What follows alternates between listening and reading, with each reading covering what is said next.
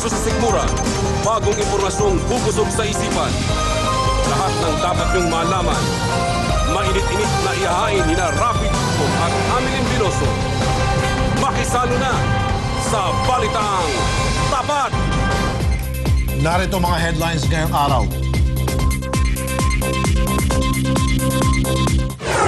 Nawawalang anak ni Attorney Oliver Lozano na tagpuang patay sa Pampanga.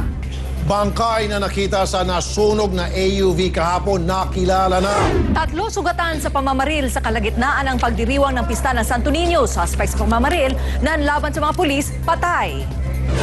Banggaan ng tricycle at jeep sa QC, 2 patay. Sa kwento nung sasagutin natin ang tanong kung nakakabaog nga ba ang masisikip na pantalon. Patupad ang At naitindi mo kay Tulfo, magsasampa ng reklamo mga taga-food chain na mga empleyado ni Dr. Hayden Co. Sr. inireklamo ng mga empleyado dahil sa sablay daw na benepisyo.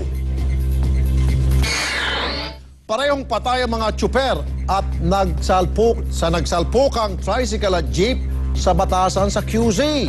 Sinubukan daw tumakas ng driver ng jeep sa nabangga nitong truck kaya ang jeep na lang ang natumbok niya. Ibalita mo, Sel Guevara.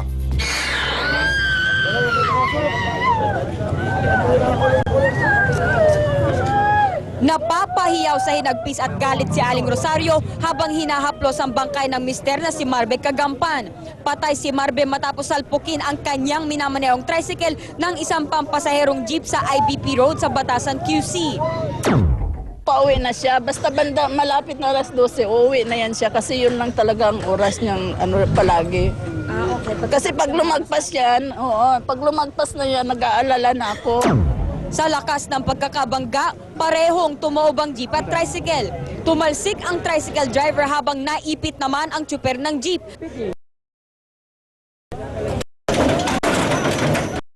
Kaya dead on the malamang daw ay Tampag dito, pero ang ano ko, mabilis yung takbo ng pandating ng jeep. sugatan din. Na ano na yung tricycle. Tuloy ang investigasyon ng pulis sa tunay sanhinang aksidente. Sel Guevara, News 5. Natiyempohan din ng News 5 ang 3 iba pang aksidente sa buong magdamag. Ang isang grupo galing sa outing nang salpukin ng kanilang sasakyan ng isang poste. 2 naman sa mga ito, puro motor ang sangkot. Ibalita mo, Jeff Caparas. Halos madurog ang kaliwang bahagi ng sasakyang ito matapos bumangga sa isang poste sa underpass sa Shaw Boulevard. Sa itsura ng SUV, hindi katakatakang nasa alanganin ngayon ang buhay ng pasaherong si Mary Ann Yatar. Agad siyang dinala sa ospital kasama ang 4 pang pasahero ng SUV. Galing raw sa outing ang grupo ni Mary Ann at posibleng nakatulog raw ang driver nito kaya bumangga sa poste. Tumanggi magpa-interview ang driver ng SUV na si Warlito Acosta Dulay. Halos mawalan ng malay si Jeffrecito Avila matapos sumalpok ang sinasakyang motorsiklo sa isa pang motor sa U-turn slot ng IBP Road, QC, kaninang madaling araw. Sugatan din ang driver ng nakasalpukang motor na si Jeffrey De La Fuente at ang angkas niyang si Edgar Yumang. Hindi lang po ako totaling nabangga. Self-accident. Opo, paliko po ako, bigla siyang sumulpot. Hanggang dalhin sa ospital, nagtuturoan pa rin ang mga naaksidente kung sino ang may kasalanan sa nangyari. Sa aksidente rin nauwi ang driving lesson sa motor na magkaibigang Ruel Tilo at Justin Cinco. Sugatan ng 2 matapos bumangga ang hiniram nilang motor sa isang tricycle sa Barangay Rosario, Pasig.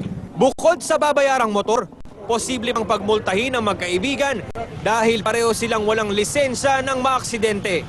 Jeff Caparas, News 5. 3 ang sugatan matapos mamaril ang isang lalaki sa kalagitnaan ng pista ng Santo Niño sa Maynila. Arestado na sana ang suspect, pero pagdating sa presinto, nang agaw daw siya ng baril. Kaya pinaputukan siya ng mga parak. Ibalita mo, Dindo Flora. Arrival sa ospital ang 36 anyos na si Dennis Santos. Nabaril si Dennis matapos daw niyang manlaban sa pulis sa loob mismo ng presinto 2 sa Tondo, Maynila. Alas 6 kagabi ng aresto gustuhin ng lasing na Santos matapos mamaril sa kasagsagan ng pista ng Santo Niño. Tinamaan sa ulo ang barangay kagawad na si Emmanuel Jimenez at ang family driver na si Luisito Maravillo. Nabaril naman sa tiyan ang tambay ng si Bobby Austria. Una, nagpaputok siya warning shot isa, tapos 2 beses sa ulo ni Kagawad Manny. Tapos, nung nagpulasan kami, nagbaril ulit siya. Yung isang kapitbahay namin si Bobby, tinamaan po sa tiyan. Namaril siya. Pero pagdating sa presinto, tinangka raw mang-agaw ng baril ni Santos. Pinaupo ko siya. Ito mga naging kapitbahay ko yan. Kaya kung po ka, biglang dinambay yung ko. Agaw yung baril ko. Nahawakan na yung baril kaya anong magagawin nung dalawang nag-escort? Kung hindi, imminent danger dun sa kasama nila, sumagot, kaya nabaril naman. Hindi naman makapaniwala ang mga kaanak ng suspect sa nangyari. Pagdating niya sa mobile, pagbaba, pinatatanggalan ng posas. Hinabol ko, mamadali yung mga tinakbo ka agad nila sa loob. Pagdating ko dyan, naaraw ko noon, sabi ko, pamaking ko yun. Kami, pumotok na. Dahil may nagkaltaan ng katabi kong pulis, di ko makakilala. Sige, sabi niya, nangagaw ng baril. Patay. Base sa record police, ilang beses na nakasuhan ng pamamaril at pananaksak si Santos, bukod pang paggamit daw niya ng iligal na droga. Dindo Flora, News 5. Pareho sa kalaboso ang bagsak ng isa raong hold-upper at manyak sa Maynila. Ang mga suspect kapwa rin itinanggi ang mga bintang sa kanila. Ibalita mo, Dindo Flora.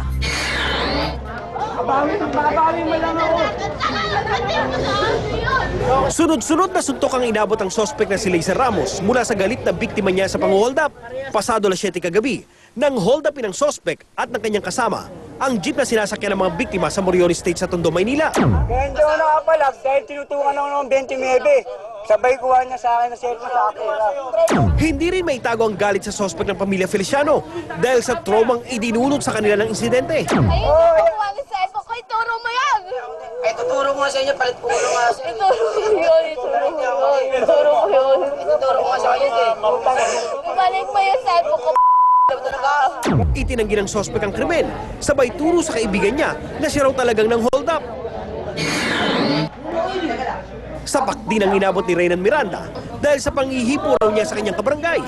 Sa sobrang galit ng biktima, pati mga pulis na umaawat na tumba.